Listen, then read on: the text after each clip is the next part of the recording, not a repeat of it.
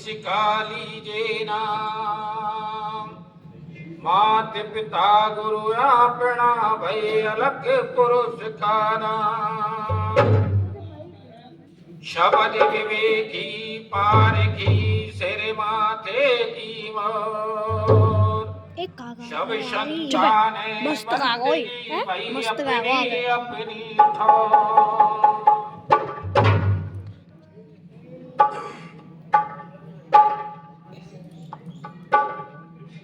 देखिए,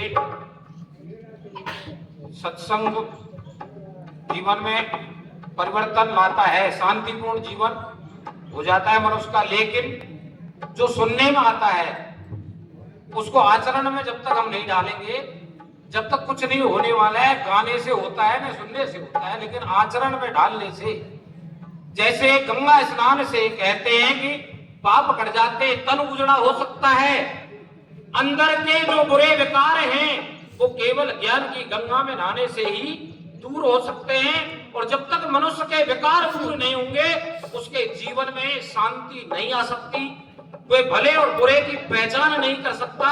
और जब तक जीवन में शांति नहीं आ सकती तो वो कहते कि आर्थिक विकास कोई धंधा नहीं कर सकता।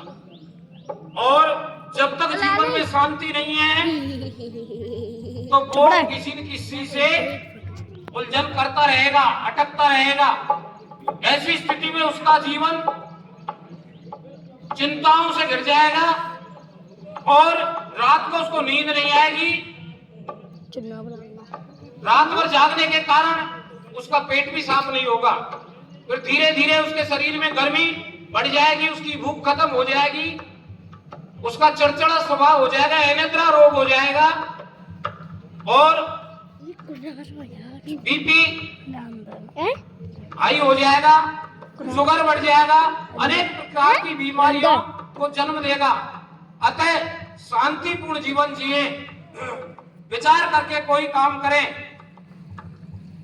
बिना विचारे सो करे, सो पासे पछताए, काम बिगाड़े आपड़ और जग में हो धसाए। हर काम को करने से पहले विचार करना चाहिए एकांत में। जब वो व्यक्ति विचार करेगा तो वो भले और बुरे को भी पहचान सकेगा और उस जो काम करने जा रहा है उसमें हमको घाटा होगा या टकराव होगा तो उसकी जीवन की शांति गायब होगी, चिंताओं से घिरेगा, दुनिया में दुश्मनी का सौदा मिलेगा। अतः शांतिपूर्ण जीवन जीने से ही उस परम सत्य को जानने का रास्ता खुलता है।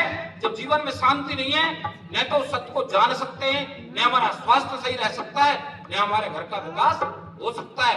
अतः शांति से जीवन जिए, इसी में सबका भला है। और जिस सत्य को हम खोजते फिर रहे हैं वो केवल सर्वश्रेष्ठ है तो मनुष्य है।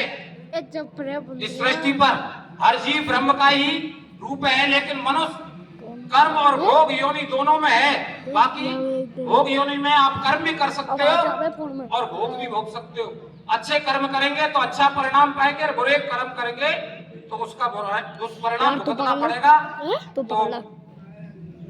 किसी का आइब नहीं करें, अपना स्वयं का विकास करें, अपना धंधा ऐसे करें कि किसी से हमारा हित नहीं टकराए और हमारा विकास होता चले जाएगा, हमारी किसी से दुश्मनी नहीं होगी। जो लोग अपने फायदे के लिए दूसरों का अहित करने की सोचते हैं, ये सिस्टम ऐसा है, फिजिक्स में बताते हैं टीचर कि क्रिया की प्रतिक्रिया होती है। मैं इस दीवार में काकर मारूंगा, वो काकर दीवार में टकरा कर वापस मेरी तरफ भागेगा, इसलिए हम किसी को छेड़ेंगे, वो हमको छेड़ेगा। तो बिना छेड़े अपना काम करें और शांति से अपना गुजारा करते चले।